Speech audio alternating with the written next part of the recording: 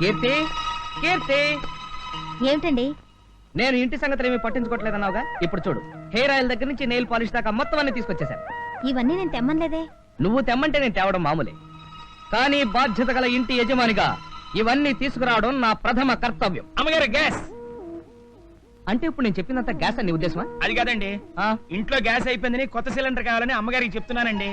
ఏది ఏమైనా ఈ మధ్య నువ్వు కొంచెం ఎక్కువ తోక జాడిస్తున్నావురా. ఇలా నేను ఇంకా ఏమి చెయ్యింది, కొట్టేనంటే గోప గులాబ్ జామ్ అయిపోతున్నా. ఇగో సరుకులు సర్దుకో. ఎలాగో తెచ్చారు కదా, మీ చేతను తీసుకెళ్లి కిచెన్ లో సర్దే. తీసుకురావడం వరకే నా చేతి పని, ఆ తర్వాత సర్దుకోవడం నీ చేతి పని. సర్లేండి, ఇక్కడే ఉంచండి. మొక్కలకు నీళ్లు పోసిన తర్వాత నేనే వచ్చి సర్దుకుంటాను. నువ్వు రారా? కొట్టి చంపా.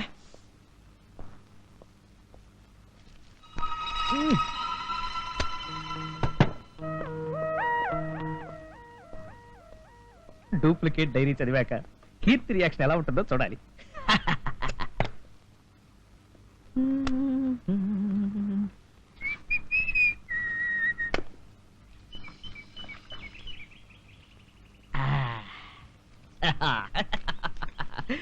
కీర్తితో నేను అదే ఒరిజినల్, ఇదే డూప్లికేట్. పంప మునిగింది.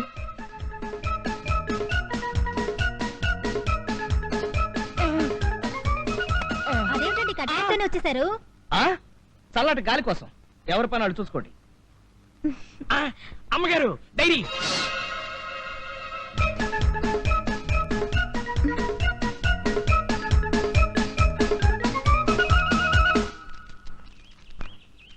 జనవరి 1 నూతన సంవత్సరం నాడు నేను కీర్తి దేవుడి గుడికి అభిషేకం చేయించాం. ఫిబ్రవరి 4 కీర్తి నేను కలిసి గ్యాంగ్ లీడర్ సినిమాకి వెళ్ళాం. ఫిబ్రవరి 6 నేను కీర్తి కలిసి హోటల్ అప్సరాలో భోంచేసి ఇంటికి అమ్మగారు గ్యాస్. గ్యాసా? ఒక్కసారి ఫ్లాష్ బ్యాక్ లోకి వెళ్ళండి. ఫిబ్రవరి 3వ తేదీ నుంచి 10వ తేదీ దాకా అయ్యగారికి జ్వరం వచ్చి ఇంట్లోనే ఉన్నారే తప్ప బయటకు వెళ్ళలేదు కదా. మరి అలాంటప్పుడు ఈ సినిమాకి వెళ్ళాలన్నీ గ్యాసే కదండి. నిజమేనా?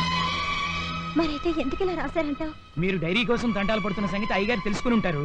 ఆ డైరీ లాంటి మరో డైరీ తీసుకొచ్చి మీ గురించి ఉన్నది లేనిది రాసి పారేశారు.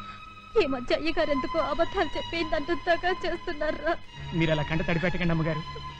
మీరిద్దరూ సీతారాములు అయితే ఆంజనేయులు లాంటి సన్నాసిగాడు మీ పంచనే బతుకుతున్నాడని సంగతి మర్చిపోకండి అమ్మగారు. ఉంటే మాత్రం నువ్వేం చేయగలవు? అనకండి అమ్మగారు. అయ్యగారిది సాయంకాలం సింగారం కాదు, తెల్లారి గట్ల తతంగం కదా. రేపటి నుంచి జాగింగ్ కి నన్ను కూడా పంపించండి. అయ్యగారి సంగతి ఏమిటో తేల్చి పారేస్తాను. కీర్తి, నేను జాగింగ్కి వెళ్ళొస్తాను. అమ్మగారు నేను కూడా వస్తానండి. సరే. నువ్వెక్కడికి రా?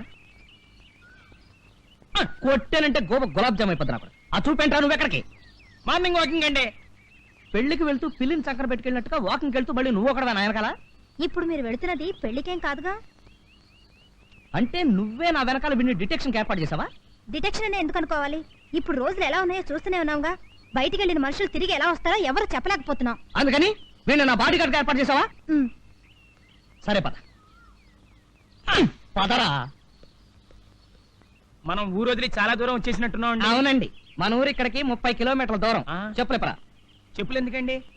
పరిగెత్తేటప్పుడు చెప్పులుంటే పడతావరా? ఇక అలాగేనండి.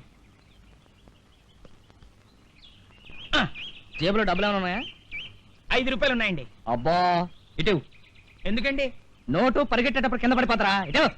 నోటే కదండి, ఏం పర్లేదండి. కొట్టేనంటే గోప గులాబ్ జామ్ అయిపోద్ది. ఇవే పరిగెట్టే. పరిగెత్తరా. పరిగెడుతున్నా కదండి. పరిగెట్టే. జాగింగ్ అంటే ఏమనుకున్నా? పరిగెట్ట.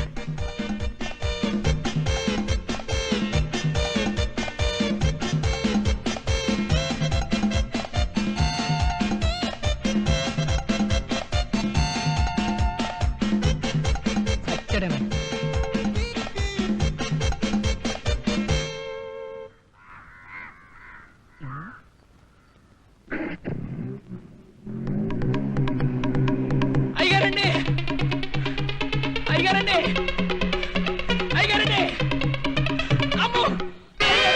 అసలే వాడు అమాయకుడు, పైగా తల్లి తండ్రి లేని అనాథ. అనాథ అయితే అప్పటికి నేను ఏదో వాడిని మర్డర్ చేసి సముద్రంలో బారేసినట్టుగా ఏంటో సనుగుడు. చూడు, ఎవడో డర్టీ ఫెలో ఈ టైంలో అడుక్కోవడానికి వచ్చాడు. ఏదో ఒకటి తీసుకొని పెట్టు.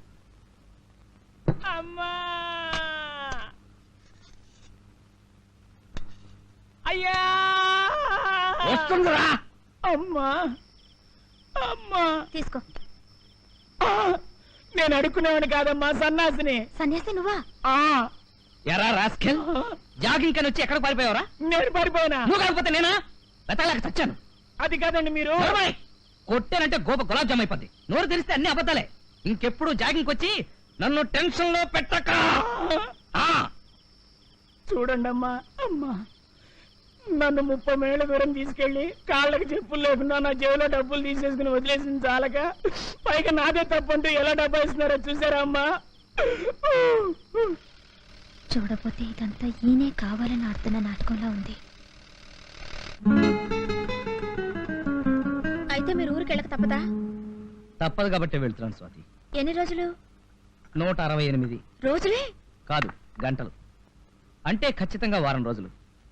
ఉద్యోగరీత్యా నేను ఎన్నోసార్లు క్యాంప్కి వెళ్ళాను, కానీ ఈసారి ఎందుకో చాలా బాధగా ఉంది. అయితే ఏదో కారణం చెప్పి వెళ్ళడం మానేయండి. అది కుదిరితే ఇంకే, కానీ అంతకన్నా సూపర్ డూపర్ ఐడియా వచ్చింది. ఒక వారం రోజులు సెలవు పెట్టి నువ్వు కూడా నాతో పాటు వచ్చాయి. స్కూల్లో పిల్లలకి స్పోర్ట్స్ జరుగుతున్నాయండి. ఇప్పుడు నాకు సెలవు ఇవ్వరు. It's my bad luck.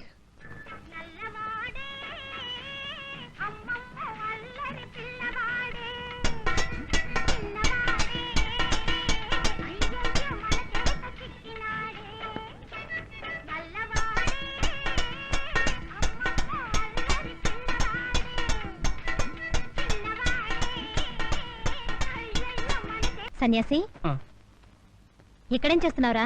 భోంచేద్దుగనరా. నాకు ఆకలేయట్లేదు అమ్మగారు. ఏ, ఎందుకు వేయట్లేదు? ఏమోనమ్మా. నువ్వు 3 రోజుల నుంచి దిగులుగానే ఉంటున్నావు. ఏ, ఒంట్లో బాలేదా? అది కాదమ్మా, అయ్యగారి ఇంట్లో ఉన్నప్పుడు చీటికి మాటికి రే సన్నాసి కొట్టానంటే గోబు గులాబ్ జామ్ అయిపోతుందని తిడుతుండేవారు. నేను కూడా బాగా ఆ మాటలకు అలవాటు పడిపోయాను. అలాంటిది 3 రోజుల నుంచి అయ్యగారి ఇంట్లో లేకపోయేసరికి నాకు తిన్న తిండి సహించట్లేదు, నిద్ర పట్టడం లేదు, అసలేం తోచట్లేదు అమ్మగారు. అవునరా, నాకు అలాగే ఉంది. ఆయన ఏదో ఒకటి మాట్లాడుతుంటే నాకు ఉత్సాహంగా ఉండేది. ఇప్పుడు ఆయన ఊళ్ళో ఏం చేస్తున్నారో ఏమో. శ్రీమతి కీర్తి, నారాయణ స్ట్రీట్, డాబా gardens, Visakhapatnam. Correct. Miss Swathi, Dwarakanagar 2nd street, Visakhapatnam. ఇది కరెక్టే. కీర్తి, అయ్యగారు ఇంకా పడుకోలేదా? రేయ్, కొట్టానంటే గోప గులాబ్ జామ్ అయిపోతే తప్ప. ఎల్లుండి మన మ్యారేజ్ డే సందర్భంగా సి నారాయణ రెడ్డి గారి లెవెల్లో ఒక గేమ్ ఇస్తాను, కాసుకో.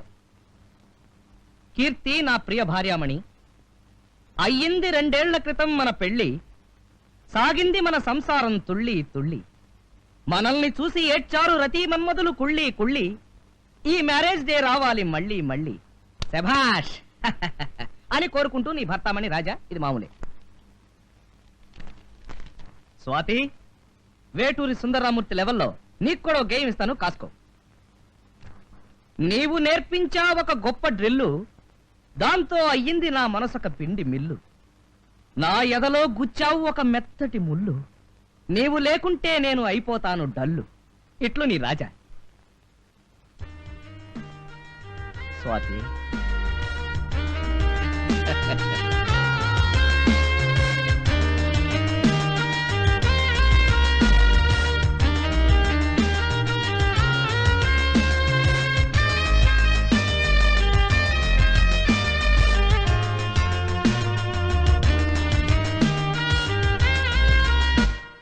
బాయ్ సార్, ఈ 2 కవర్లు అంటించి పోస్ట్ చేయి.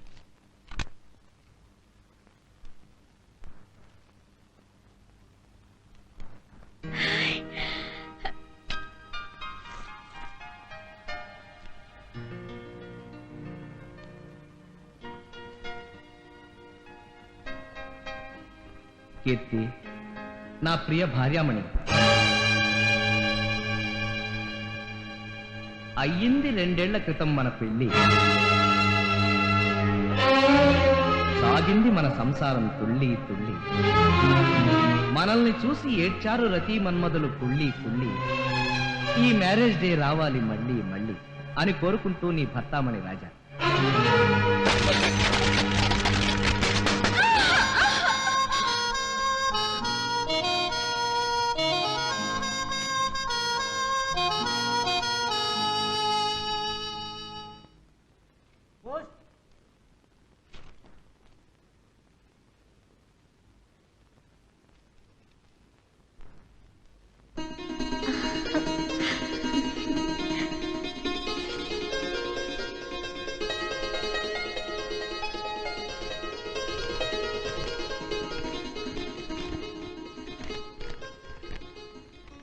డియర్ స్వాతి, నీవు నేర్పించావు ఒక గొప్ప డ్రిల్లు.